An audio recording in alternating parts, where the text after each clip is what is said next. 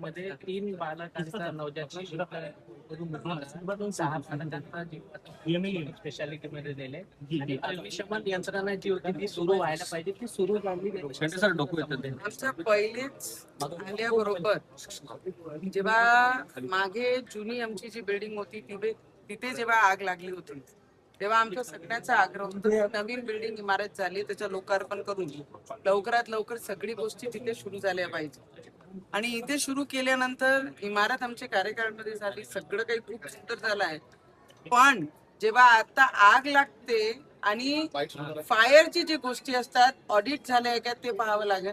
आणि जे स्प्रिंकलर आहे ते का सुरू नाही झाले, कारण आता आपण सगळे पत्रकार सोबत आतमध्ये उभे होतो तर तेव्हा तो एक एक दोन दोन स्प्रिंकलर सुरू होते. त्याची ऑडिट कोण करताय, त्याला मॅनेज कोण करताय आणि का सुरू नाही झाले आणि सिलेंडर आतमध्ये असल्यानंतर ते कसा ब्लास्ट होते ते सगळी गोष्टीची इन्क्वायरी करणं. आणि मी स्वतः मंत्री महोदयशी बोलणार आहे, रवीजी मंत्री महोदयशी बोलले आहे आणि याची इन्क्वायरी 100% होणार आहे.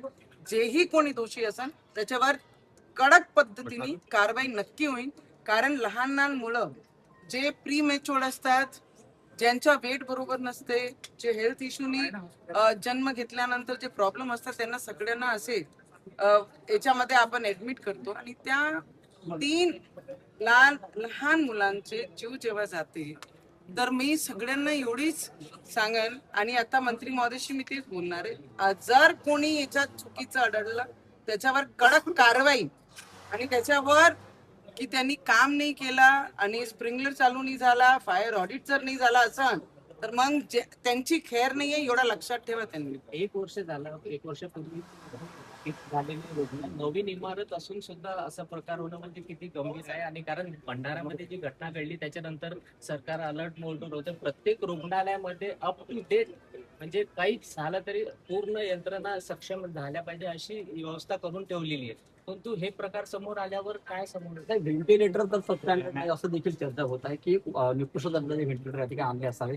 त्यामुळे देखील हा प्रकार घडला तर नाही. 100% जर कुठेही चुकी असन, व्हेंटिलेटर मध्ये चुकी असन, फायर ऑडिट मध्ये चुकी असन, स्प्रिंकलर का नाही चालले त्याच्यामध्ये चुकी असन आणि ज्यांची जबाबदारी असन, हा खूप सिरियस सब्जेक्ट आहे. कारण गरीब मुलं, परिवारचे मुलं इथे गव्हर्नमेंट हॉस्पिटलमध्ये येतात आणि खूप विश्वास घेऊन येतात की आमचे मुलं जर याच्यामध्ये राहिले तर ते बरे होतील. पण जर अशी घटना होते तर प्रत्येक लोकांचे सरकारी हॉस्पिटलवरनं जे विश्वास उठते ते आम्ही उठू देणार नाही. आणि जर कोणी याच्यामध्ये चुकीचं आढळलं तर नवनीत राणा आहे माझं नाव, त्यांना एकेकाला सोडणार नाही. कारण लहान लहान मुलं 15 दिवसाचे, 4 दिवसाचे, 10 दिवसाचे बाळांचे जीव आज घेतलेले आहे तर त्यांना जिनके ऊपर अगर दोष आ गया तो उनके ऊपर हत्या का ही ये कलम लगना चाहिए, उसकी कार्रवाई जरूर करेंगे. नवीन रुग्णालय हे नवीन रुग्णालय क्षमतेपेक्षा मंत्री महोदय बोलतात रेकॉर्ड नमस्कार दादा. आपल्या अमरावतीमध्ये डफरीन म्हणून हॉस्पिटल आहे, तिथे बाळांचे याच्यामध्ये आग लागली, 3 बाळांचे जीव गेले आणि सगळे मेजॉरिटी बाळ आम्ही पूर्ण दुसऱ्या हॉस्पिटलमध्ये. माझी विनंती आहे की नवीन इमारत आहे आणि आत्ताच उद्घाटन झालेलं आहे, 2-3 वर्ष झाले आमच्या याला. फायर ऑडिट की झाला की नाही झाला तुम्ही कडक याच्यावर कारवाई करा. स्प्रिंकलर का चालू नाही झालं, व्हेंटिलेटर कोणत्या पद्धतीचे झाले, ब्लास्ट झालं त्याची तुम्ही एक पत्र काढून यांच्यावर जर कोणी दोषी आहे त्याच्यावर म्हणून त्याचा गुन्हा आपण दाखल केला पाहिजे. दादा